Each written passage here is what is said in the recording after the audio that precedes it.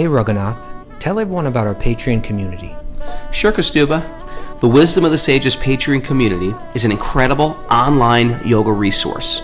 If you like the type of yoga wisdom and culture we share on the show, then our Patreon community is a great next step. This is a listener-supported podcast, and any level of sponsorship will unlock a wide range of live and archived classes, talks, and even workshops. Raghunath teaches, I teach, and we have a host of other excellent teachers on topics ranging from yoga philosophy, asana classes, storytelling, Ayurveda, kirtan, cooking, meditation, and a lot more. We even have an incredible online Bhakti 12-step recovery group. So if you want to check it out, go to patreon.com/wisdom of the sages. All right, let's get it on. Om Namo Bhagavate Vasudevaya.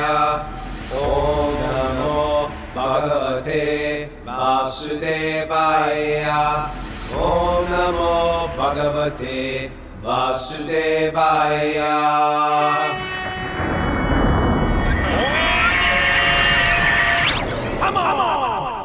Live from Super Soul Farm, this is Wisdom of the Sages, a daily yoga podcast with your host, Raghunath, and co-host and senior educator at the Bhakti Center in New York City, Kaustubha. Welcome to the show, everybody. Welcome to Super Soul Farm. We're having a retreat farm day, and we're here with a whole crew of Zoomers and listeners. And say hi, everybody back there. You.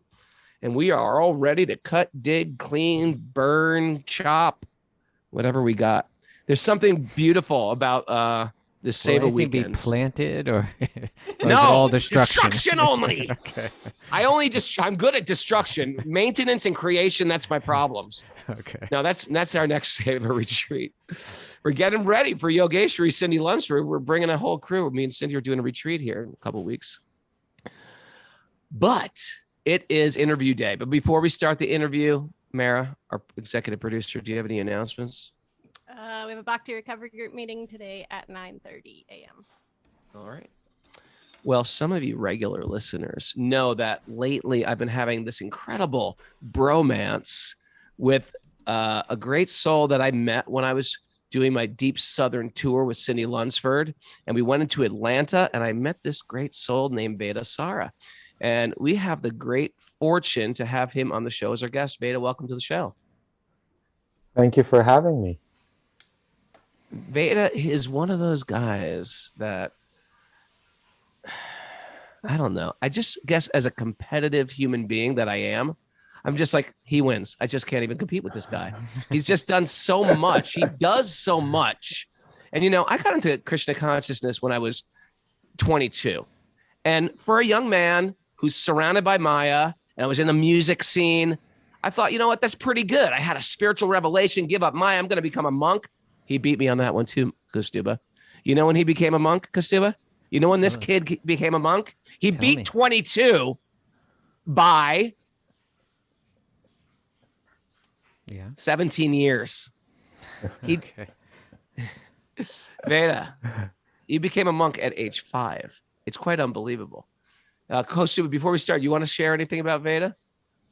Before I give the Maha introduction? Well, I first met Vedasara Prabhu, it was 2000, and he was the headmaster of a boys' ashram in Mayapur, on the bank of the Ganges River there in Bengal.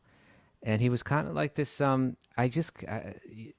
suppose the way I describe it is just a very smooth character, like being in charge of a boys' ashram is like, it's got to be like very challenging, But he had grown up in that ashram, and then he was a young man, kind of, heading up this school, but just kind of like he had loving relationships with all the boys and with all the teachers. And he just always seemed to be just like perfectly calm and happy, and just running that place with a lot of beautiful kind of care there. It was a really wonderful setup. Living in these huts, it was great. No, that ashram, when you go, it's like watching a Bruce Lee movie, and all these children are practicing kung fu, and it's like this ancient. That's what it looks like. One of these ancient settings filled with banana palms and date palms, and these beautiful architectural buildings, and they're doing like ancient fire sacrifices and learning thousands of mantras. They're And playing a bit of sports over there too, though. they're playing sports, they're doing martial arts, they're kicking the ball around, but they also have their own elephant they ride. The kids grow up riding elephants, taking care of the cows. It's quite fascinating. If I do get a do-over, meaning if I have to take birth again, that's where I want to go. I just want to go to one of these traditional schools and get trained up in mantras from childhood. I'm jumping ahead. First, I want to say he runs an ashram in Atlanta. He does an incredible outreach for feeding 700 people a day, has a 6,000 square foot kitchen, Mara. Impressive. She's got a pretty big commercial kitchen. How big is your kitchen, Mara? I don't know. No, it's about 1,000 square feet. Is it 6,000? 6,000. And he's got incredible, he gives bhakti wherever he goes, and he's got universities all over the East Coast, pretty much. Networks. It's very, very impressive. But what's most impressive, and this is how we're going to dive right into this. I said, wait a second. I got into this when I was 22. You got into it when you're 5. I said, oh, your parents, you're from India. Your parents must be practicing bhakti. That's very normal. And he said, no. I said, well, how the heck did you move into ashram when you were 5? Veda, can you please tell this story? It is quite fascinating. Thank you, Raghunath Prabhu and Kaustubha Prabhu, for having me here. It's been decades since I have met you last time. Raghunath Prabhu, you're a big source of inspiration with your ability to bring Krishna to the hearts of thousands of people all over the world. And just you're such a happy, proud bhakti-yogi. It's amazing. Very cool. He slowed the energy down. Yeah, he really brings it down. I was like, oh, I want to hang out with you. I need to get the edge off me. Why am I so wound up? It's early in the morning. And Kaustubha Prabhu is like this saintly Brahmana. He's just always got his focus in just studying the Vedas and just really diving deep into it. It's very inspirational. So yeah, my short story. Thank you, Prabhu, for having me. So my short story is, I was born in northeast of India, in the jungles, and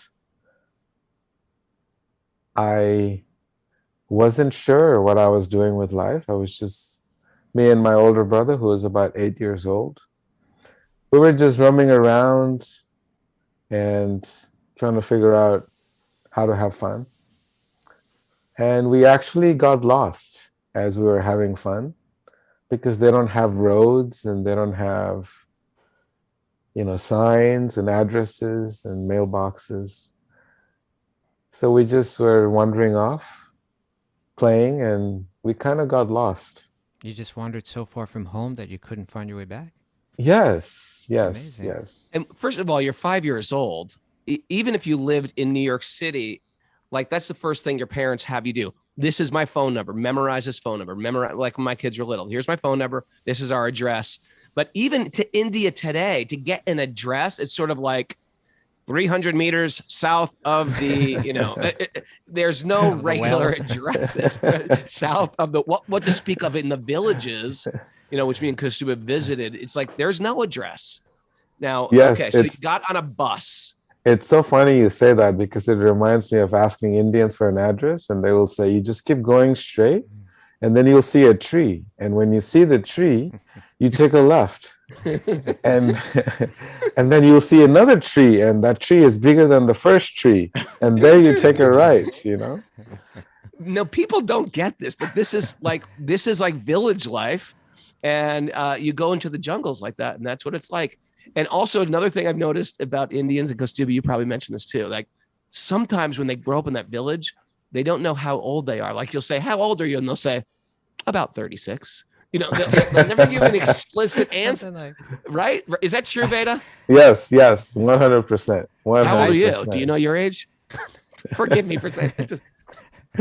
I thought you were going to say that is another thing I've noticed about Indian people. It's born out of politeness, but it can be problematic. Is that if you ask them for directions and they don't know, they want to tell you something anyway. Right? Like, they won't just say I don't know. They'll share something. And they will also tell you like I'm between 35 to 40 Oh, or wow, I've like never heard that. 25 to 30 like that. They give you like a bracket. I've also heard I was born sometime before that great flood happened. Like sometime like, it was like something, a natural disaster before the hurricane, 2 years before the hurricane. I was born around then.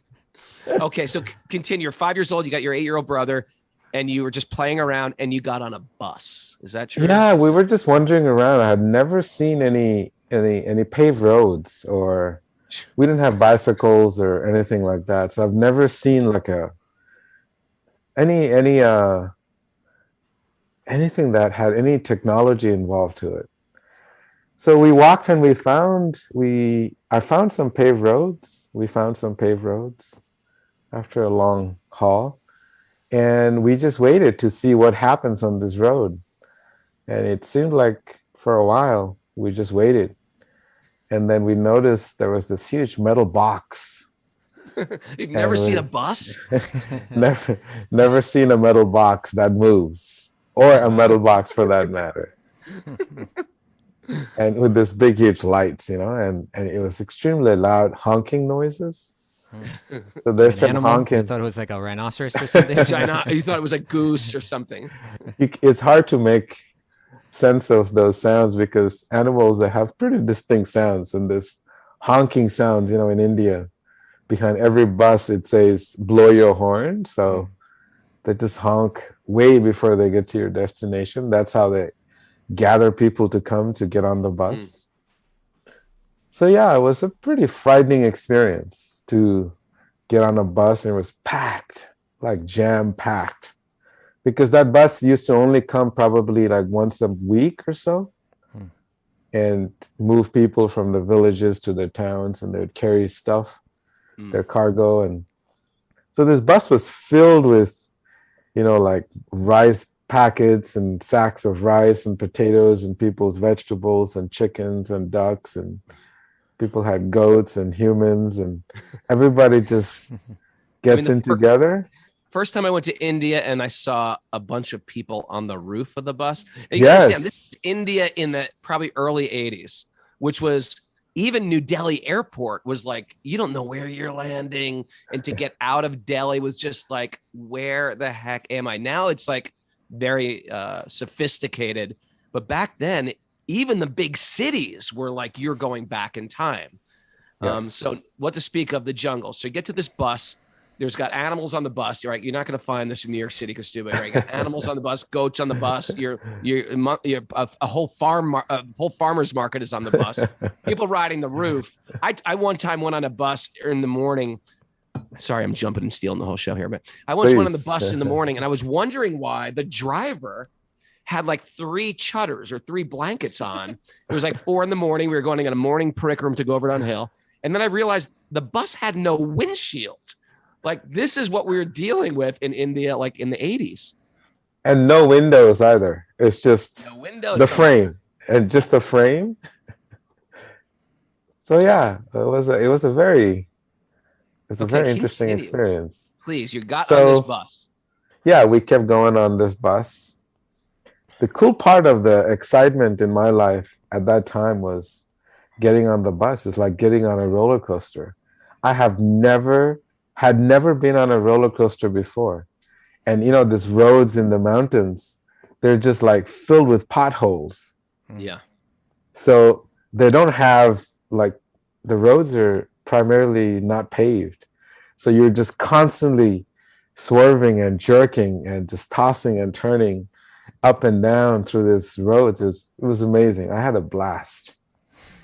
And the funny part of it was, because I was small, so I was stuck in the middle of the bus, so I couldn't really see any sides of the bus.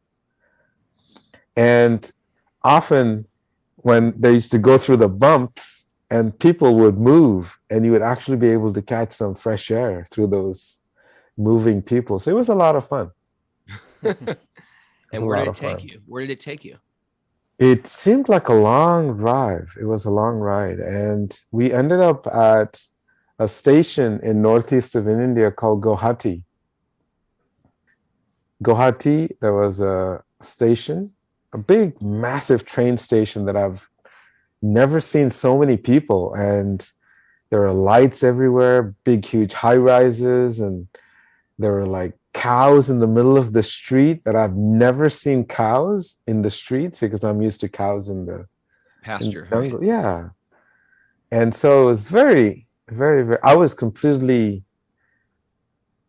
shocked and in complete amazement. I just, and when you get off the bus, people just start going and pushing and shoving in all directions.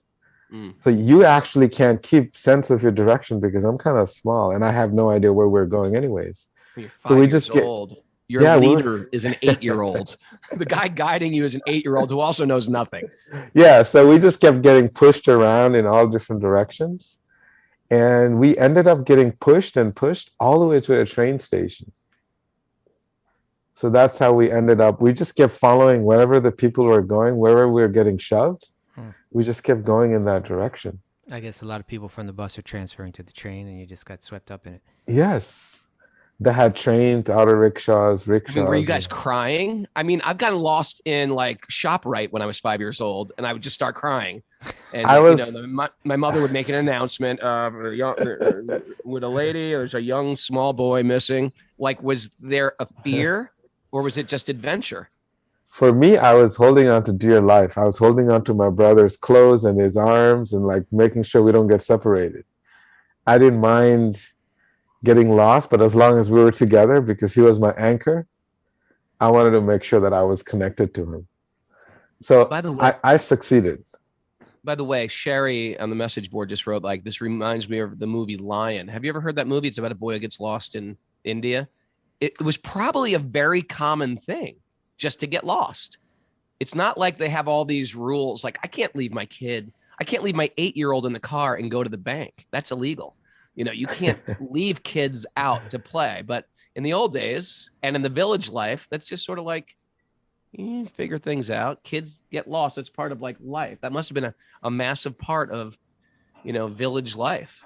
Absolutely. Absolutely. Yeah. Okay. I apologize. It's just so interesting. I want to keep jumping in here. Please. But continuing on, you got on a train and the train led you to. Yeah, I've actually never seen a train in my life before either. So, getting into a train station and seeing all this British era flashing lights and sirens and constant announcements of what's coming next. And it was quite a interesting experience. And then I see this huge engine. They run with coals and, it has a lot of fumes, massive fumes, and they're extremely loud. Mm. And this train station happens to be a very old train station because it's, old British era made. Yeah. It was made of wood. So when the train started coming, the honking, the noise of the train and the big huge smoke coming at you, you thought, this is it, man. This is like the end of the world. Mm. So I ran for cover. And my brother made sure that I didn't get lost. So he grabbed me and I was like, we're going to die. This thing's going to eat us alive. Mm. So it was really freaky. And I was covering my face and he was holding me tight and we were both like walking away and take a peek at the train to see if it was eating up humans. It's scary. Yeah. So when the train finally came and it stopped, we noticed that people were going in and out of the train at the same time. So it was like an absolute stampede. Imagine the doors are small, and yep. 5 people trying to come out at the same time and people trying to go in at the same time. So it's very intense. Yeah. So people like literally jump over each other and crawl over each other. So we were observing this and my brother was like, it looks exciting to him. So it's like, let's go see what's going on inside. It seems like people are going in. So he kind of dragged me into the train. And that's how we got into the train. It's actually, it wasn't him. There was all these people trying to drag people in, and they were pulling people out, as people are trying to go in and out at the same time. This It's hard for sounds Westerners to unbelievable. imagine, but Yeah. it's actually it's like being in a rugby scrum or something. Like literally, it's like everybody's really going at it. Raghunath Swami talks about it in his book that he was riding these third class trains and he went out to go to the bathroom and it's so packed you could not get back in the train. And that's how he ended up in Mathura on Janmashtami. And it's hard to understand because we have a little bit more order. You know what I mean? You need a ticket to get on that train. And so it's hard to understand, but we can vouch. These are real things. It's like a current, like a riptide of humans going in and out of that train. Continue, Prabhu. Yeah, so we get into this train, and we happen to be they have different compartments in the train. So we were in this general compartment where most people travel without tickets because it's just wooden bunks, wooden planks, and it's filled with cargo, and people sleep and sit everywhere that you could possibly find a little bit of space. So we got into this train and we didn't know what we're doing. So some of the people actually were very nice to us in the train. So they give us some old newspapers to sit on. And so we're sitting on the floor on some old newspapers. It got late and there was no place to sleep. So we actually slept under the train seats. We put the newspapers down and we slept under the train seats. It was pretty awesome, very cozy. I don't want to hear anybody complaining about anything anymore. Please continue, Prabhu. Yeah, long story short, I'm giving you the short version of the long story. It was like the most amazing part of my experience was being inside of the train. All these different vendors, magicians and everyone trying to sell different things. And the coolest part of that train, right? There was this one guy who was screaming really loud, the world's worst tea ever. Please try it out. World's worst tea? Tea ever, Chai. because they go chai, chai, chai, and they sell you teas. And everyone had these lines they were saying it's the best tea in the whole world, and this tea from here, tea from there. Little reverse psychology advertising. Totally. Chaiwala reverse psychology. It's amazing at age 5, that's what you remember about the trip. A guy saying the worst tea ever. And everybody wanted to know what the worst tea tastes like. And he got like a lot of business. So it was like a very interesting experience. And there was no way to move around into in the train compartment. It was so crowded, but somehow people like wiggle and just give people another inch and they just keep pushing their way through. It was pretty amazing to watch.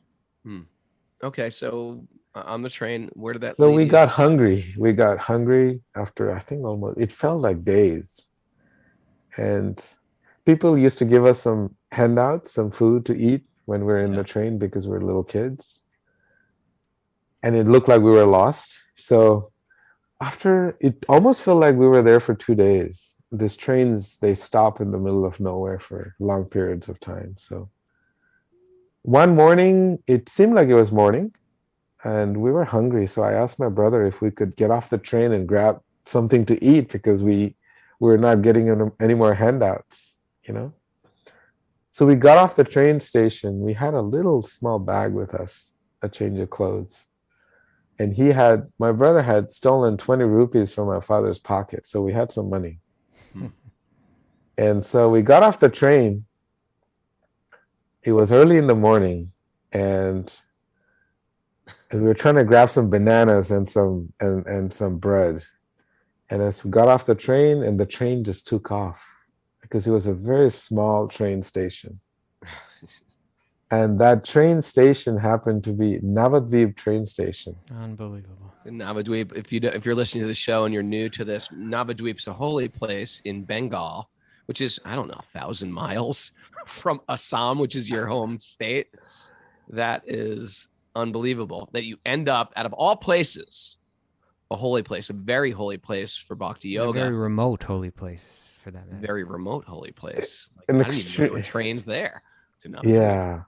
And the train station was really small. I think that's why the train didn't stop there for very long.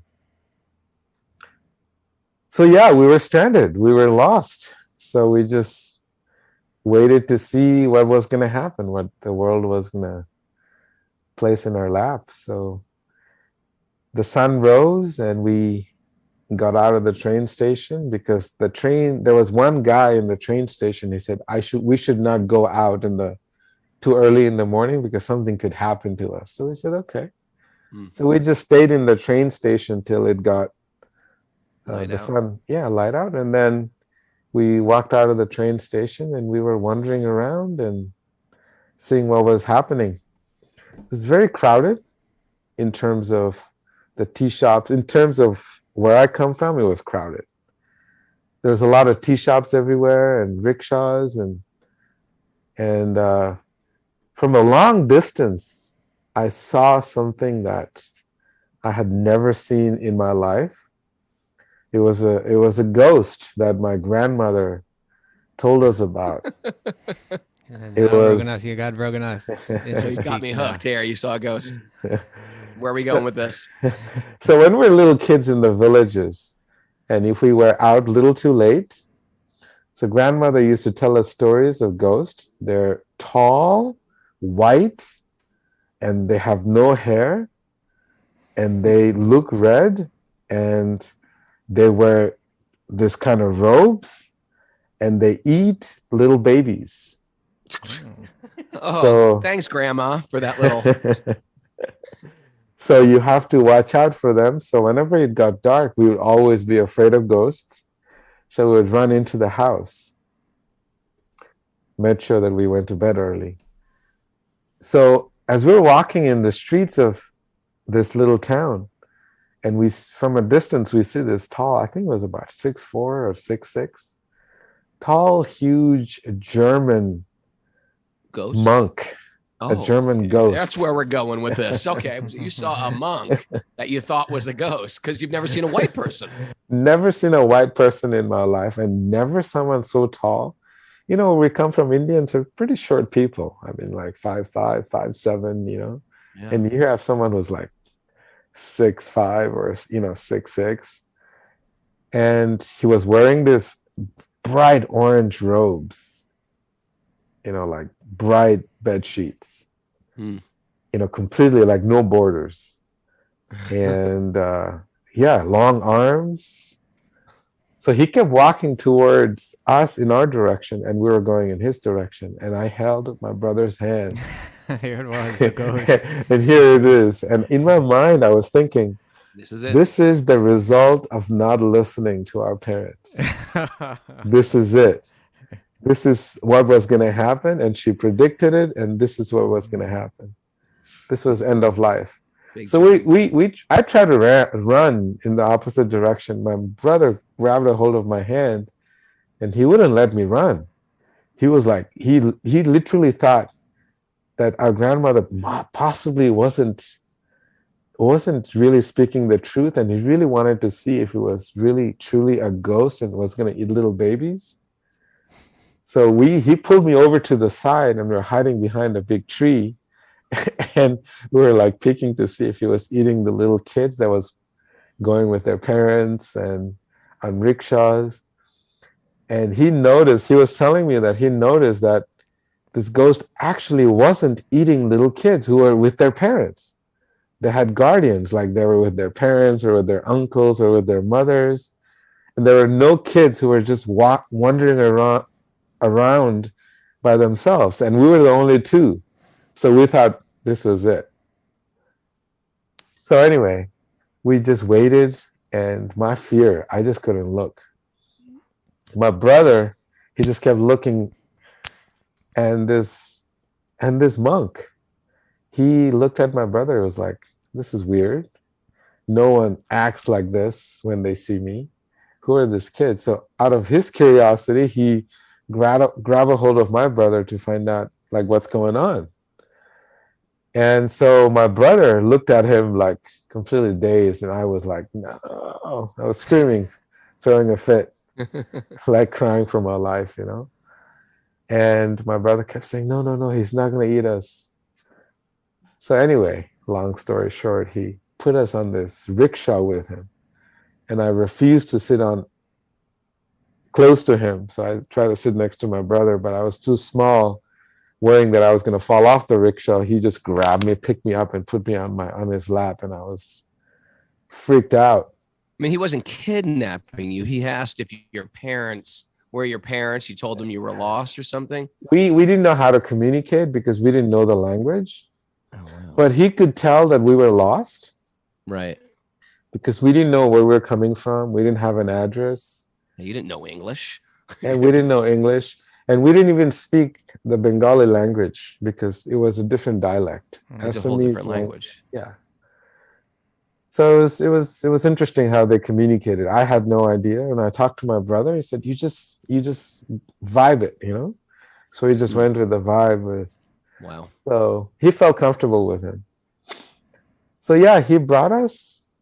It's another journey how he brought us, and we ended up being put in the monastery, in the ashram, where he was the martial arts teacher, and he was from Germany. Wow. Wow. Wow. So he's the one What? that A story.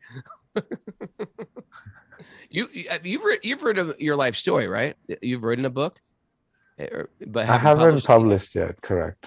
I'm waiting for this book.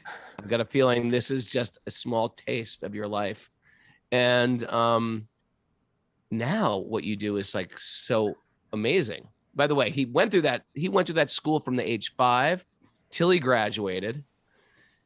You were the one who took care of the elephant, weren't you? I used to ride the elephants when I was about 12 years old. Yes. Yeah, my kids have never ridden an elephant. Yeah. And in the school you learn things. Oh, I said, well, how did you communicate? I said, did you learn Sanskrit? And what was your answer? You know, we had a system that if you did not speak Sanskrit, there was a boundary, then you would not get fed. How's that for learning a language? Motivation. So yes, so we had to. Nara, what do you think about that one? We'll learn some shlokas. We're gonna do that. Yeah, learn shlokas, get fed. Don't learn shlokas, don't get fed. Or we can do that at the Saber retreat. Speak Sanskrit, you get fed. You don't speak Sanskrit, you're not getting fed today. Wow. So you probably learned Sanskrit pretty well. We were able to speak at that time. Yes. Amazing. Because we're hungry kids, you know, we need to have food. Now, so whatever it takes. I will say the things that they learn in these schools, besides like learning all the epics, the itihasas, the Puranas, the fire yagyas, thousands and thousands of mantras, Hanuman Chalis and Purusha Shukta, and how to do the fire yagyas, and you're washing your own clothes. You're probably an incredible cook. It's like you learn a lot of things, not stuff you could necessarily put on your resume in Atlanta, Georgia, going for a job. Yet somehow you took all that wealth of Vedic information and you create what you created down there in Atlanta is quite amazing. You want to tell us about your food outreach program? Yeah. So, you know, I'm very inspired by Prabhupada and many other saints where they really talk about sharing love and sharing love in the form of prasadam.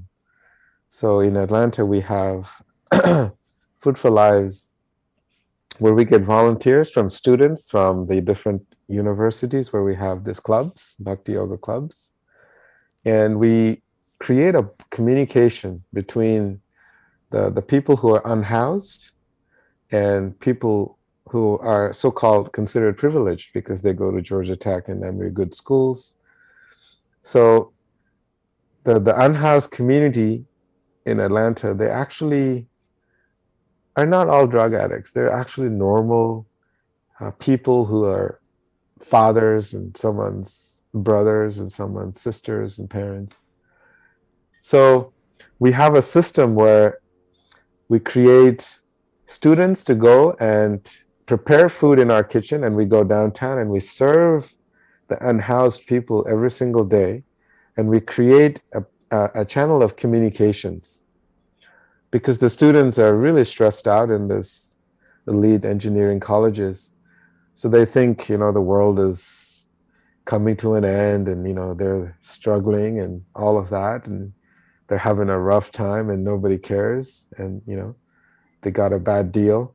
But once they go and speak to the people who are unhoused and see how they're living their lives, it is extremely reassuring to them that they actually have a good deal. They have a good gig going on in their lives. And so it helps to exchange perspectives. And the unhoused people, because people generally don't talk to them because they think they're drug addicts. And when we actually talk with them, they actually feel so valued. And they actually get some motivation to get on with their lives and move forward. So it's just bridging that, that gap.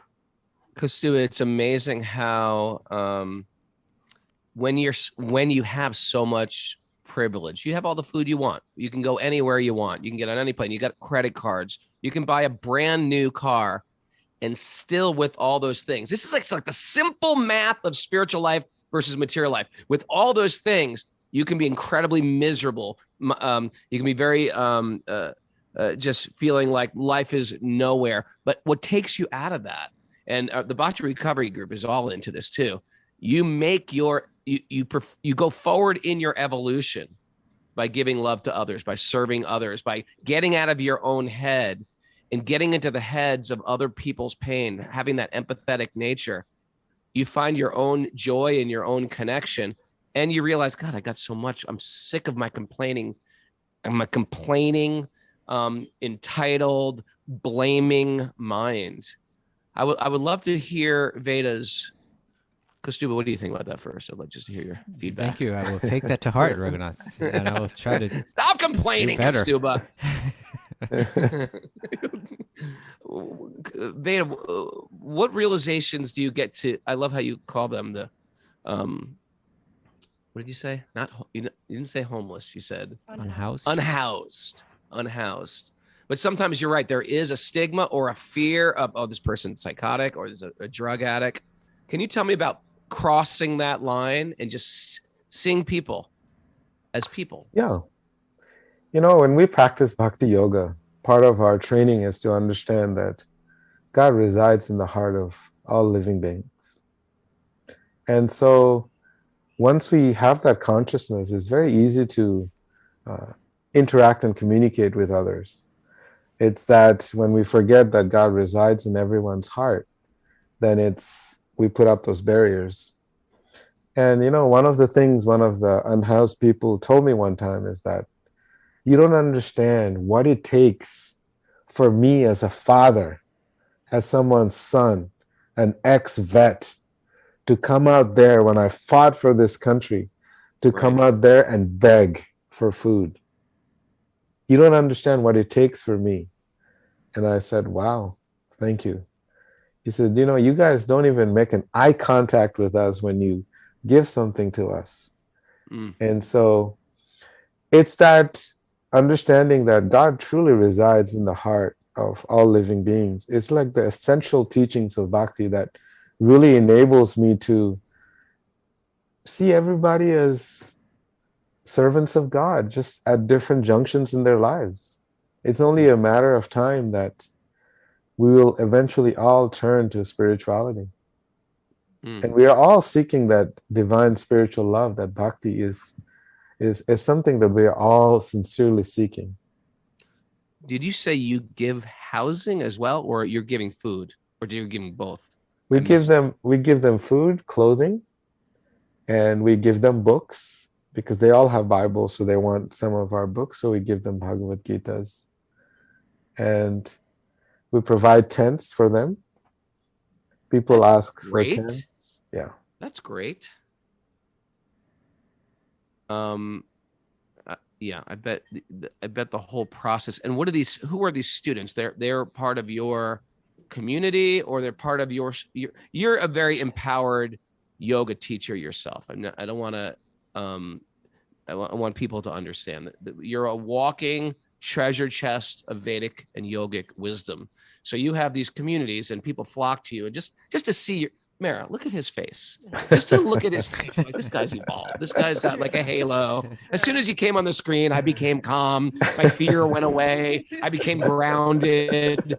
So I'm sure people in general have that attraction to you, and you give that to others. So I can understand that. So are these your students who are coming forward and I want to volunteer? And hey, there's no more way than getting a spiritual connection than to serve other people. But how do you know these people and how do they feel afterwards? And can you share a little bit about that? Yes. So what we do is, I was instructed by my spiritual master to share this bhakti and just share it with others. So we started 11 chapters in 3 different states in the South of bhakti-yoga clubs in different universities. And we are all about community and meditation, yoga, promoting veganism. And we gather around the principle of no judgment, confidentiality, no gossip. And the principle has to be bhakti. So these clubs are in all these different universities. And part of bhakti is that you have to share this love. So if you feel that someone genuinely cares about you and you feel that spiritual love, that you should share. So I just take what my spiritual master has given me and I share it with others, the simple knowledge of bhakti and embracing people for where they're at and bring them together doing yoga. And we do retreats almost every other month. And we are now in Europe, in Belgium, Luxembourg, Italy, and France. And it just happened that one person from here. Guy? Who are you? No, it's Luxembourg. What? The interesting Luxembourg. the interesting part about bhakti, though, Raghunath, you know it, that once you start sharing bhakti, it's like wildfire. Everybody wants love. Everybody wants bhakti. So you just speak to one person and they start building up a community. So in this way, we are building up communities everywhere. And it's mostly virtual. We don't have a place as such where people can come. And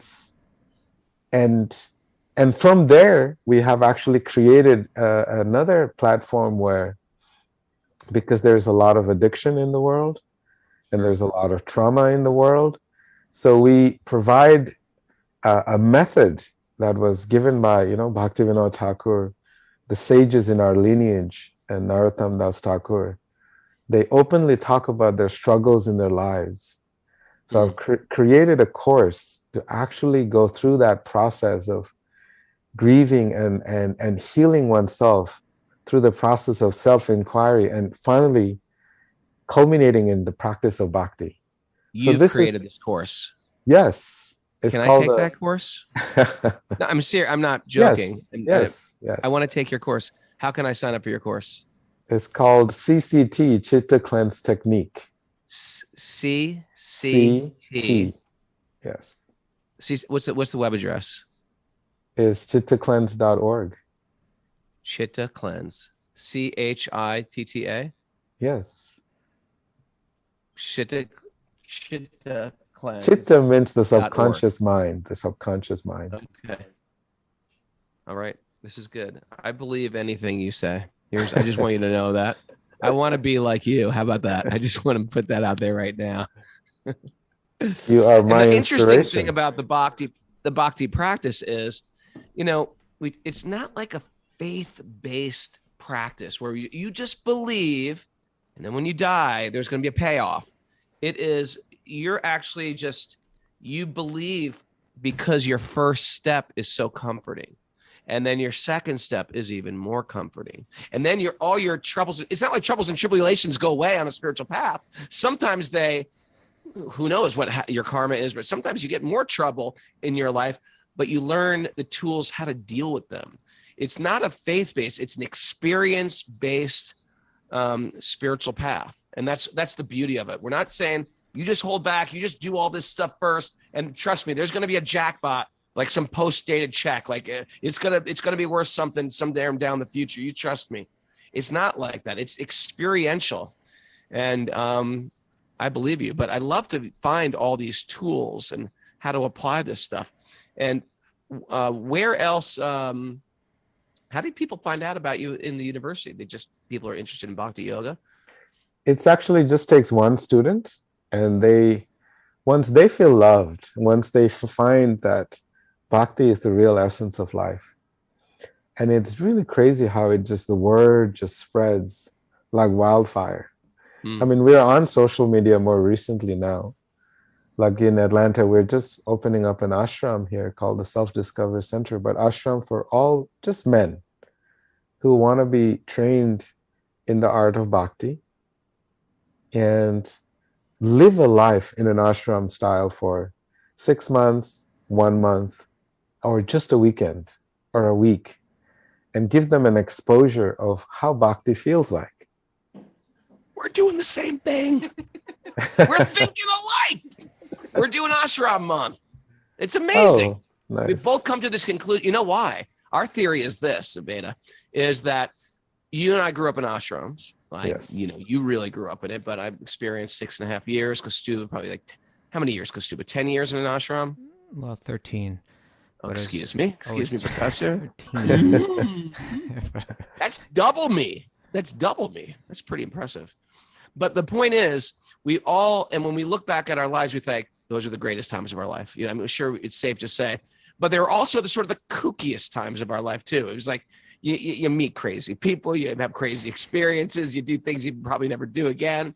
But we also meet these like incredible people, have incredible experience. There's like a bonding community. So we're thinking like, we got to create. And the thing about the old days was there's no idea that you're ever getting out of the ashram. It's always like, okay, I'm going to go in. How do you leave this thing? And like, when does it end? When do we graduate? When do we get the certificate? It doesn't end unless you. So I like this idea of a weekend, a week, a month. So we're trying to create the best of what it is with some like parameters. And that's what we're about to launch our Ashram Month, we call it, where you can go for a week, 2 weeks, 3 weeks, etc. And maybe this is the new paradigm, because there is something special. I mean, I'm here with the gang here for our weekend Seva Day, and we had a nice class in Kirtan last night because people just started arriving. But there's something powerful about when you all get together, you're all focused, you're adding hearing and chanting to the day, you're eating together, and you're putting divinity at the center instead of what, even like when you go to a yoga retreat, like let's go to a yoga retreat to Costa Rica, surf and yoga, whatever. It's still like, I'm paying this money. What can I get out of it? What am I going to get out of this yoga retreat? Which is still sort of me first. But when you do these type of retreats where you're just coming together to offer seva and to be part of a collective of something bigger than yourself, it is so rewarding. And I find that people are shining so much more. Tell us about your ashram, or tell us your realizations in that regard. Yeah, my realization is that, living in an ashram helps to build character. And character building is the real essence of an ashram. And it seems like when we look at the world today, sometimes there's a little shortage in places. So if men can be, trained in this ancient, practice, tested and tried process of bhakti in an ashram setting, and helping people to build character, I mean, it's power. It's real power. It's real freedom.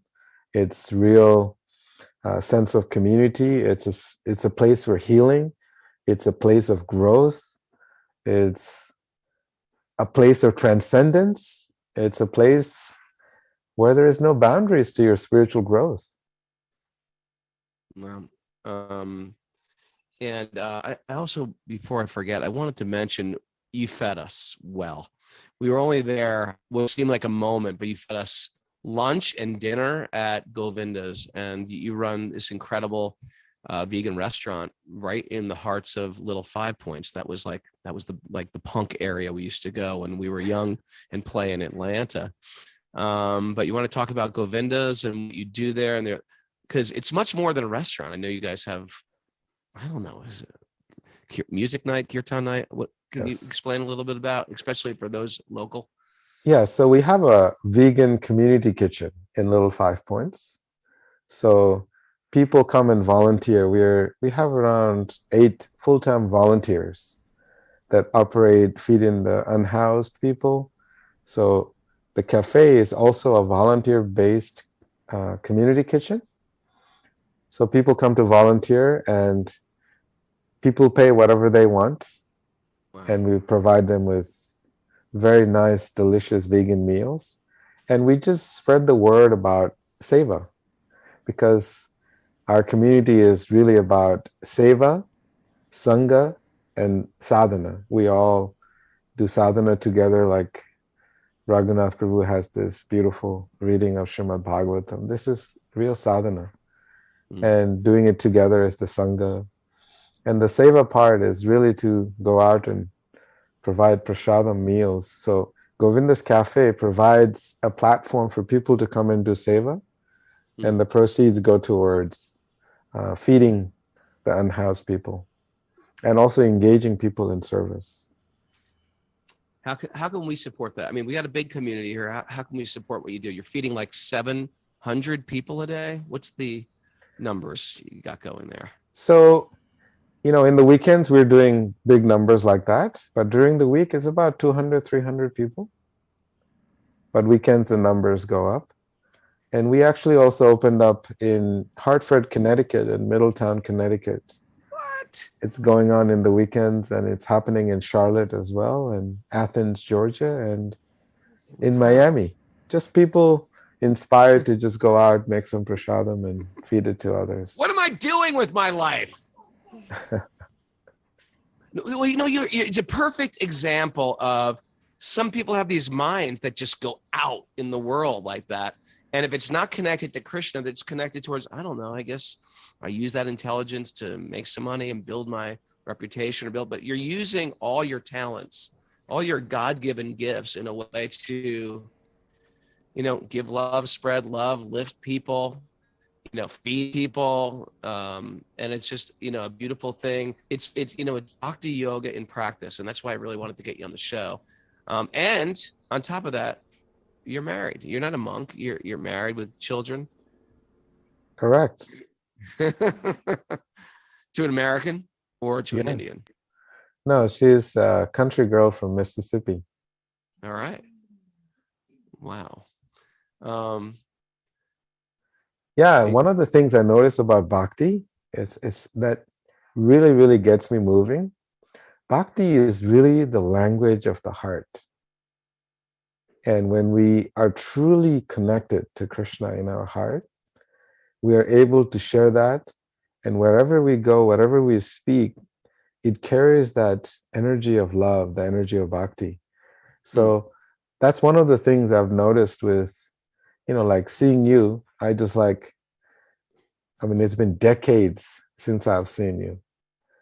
Oh, that's because you were brought to a shelter show in 1993. You told me. I didn't know. I don't remember, but it was weird that we met on those terms. And somehow the fact that you practice bhakti and just spending 2 seconds with you, it felt like, like long lost brother that I haven't seen in decades, I've been telling everybody about you, by the way, everywhere I go.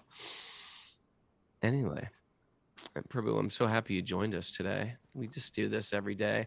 If you're listening on Facebook, we have or on Instagram rather.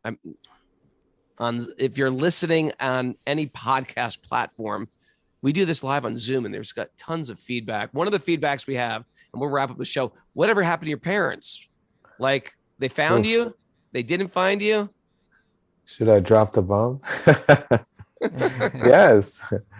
They spent their resources 2 years. It took them, and they found us. Wow. In the ashram, and That must at have that been so time, difficult to find you. Yes, it was a big, difficult journey. They used up their savings and they sold whatever little properties they had. Wow. And 2 years later, I was already a hardcore bhakti-yogi, and I You weren't going my, home. told my parents. My mother cried her tears, and I told her. She said she was my mother, and I said, "Which mother are you?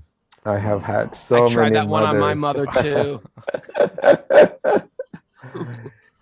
But Yes, they it were was happy a with how you were being raised? Or did they feel like, okay, this is a good place for them?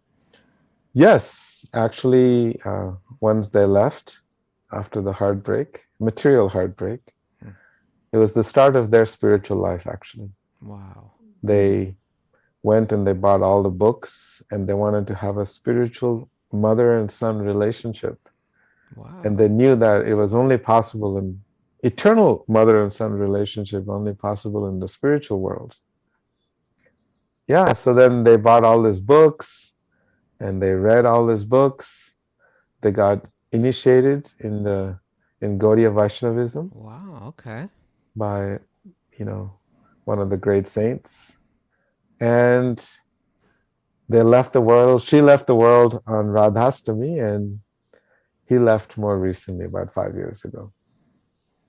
That's amazing. Yeah, Well, you what a said your special father Mother's didn't Day get into message. it. Although I'm sorry, go on, Kaustubha. I just say what a special Mother's Day message today. Yes. Yeah. Well, it's one of those things. The best thing we could do for people we love is we get very serious. And you had some interesting scars, interesting karma that you got dead serious. You were age 7 at that point. Your parents came 2 years later, but you just said, no, I mean, first of all, it's like summer camp. You're in this with all these kids. You have your own elephant. You're taking care of cows. It was probably fun. And, you told me privately, you said, like, I just didn't want to leave there. I felt I was Correct. having such a good time. And I get that. But at the same time, you're also drilling in to some skara, some previous attraction to spiritual life. And you're just like, you pick up where you left off in your spiritual path. And you found that at age 5. Some people find that at age 55, where we get some like reawakening. And it's obvious that you were not an ordinary kid. And we hear these stories all the time of just young children just having some deep spiritual connection from the beginning of their life. And you just seem to be, you fell into that just by the way you're living your life right now. And you've affected your parents in such a deep way. It's the best thing we could do for people that we love is we get very serious ourselves about our spiritual life. Prabhu, we want to thank you for being here. You're my inspiration. You're mine. Thank you so much for having me. How can people reach out to get a hold of you, find out what you're doing? What's the best way for a contact? You can check us on Instagram. It's Mindful Seva Institute. That's where we are. Mindful Seva Institute. And you can also check us on food, 4, lives, lives.org. You can also check us on chittacleanse.org. It's got a lot of things going on. It's got so many things. Prabhu, thank you so much for joining us. Everybody, we're going to be talking about this. We're waiting for the major motion picture to happen. I think this could be a great film.